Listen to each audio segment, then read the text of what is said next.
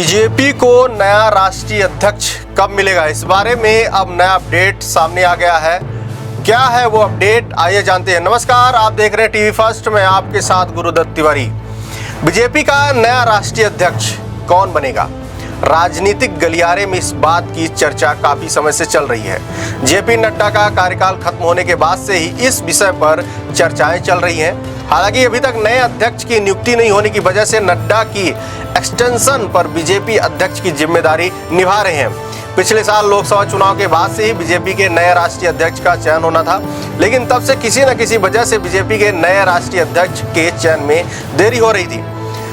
पिछले साल लोकसभा चुनाव के बाद से इस बात के कयास लगाए जा रहे थे कि बीजेपी किस नेता को राष्ट्रीय अध्यक्ष की जिम्मेदारी सौंपी गई और इसका फैसला कब होगा।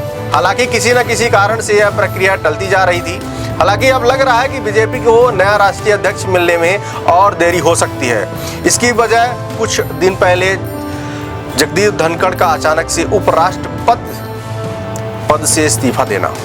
नए उपराष्ट्रपति के चुनाव के बाद भी बीजेपी को नया राष्ट्रीय अध्यक्ष मिलने में देरी हो सकती है।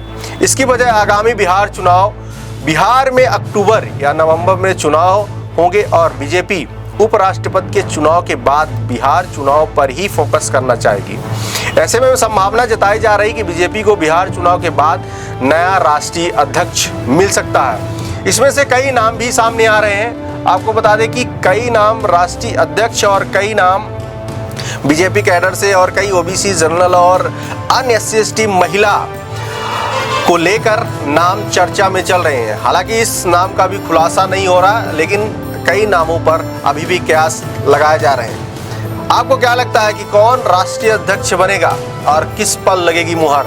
कमेंट बॉक्स पर जरूर बताएं।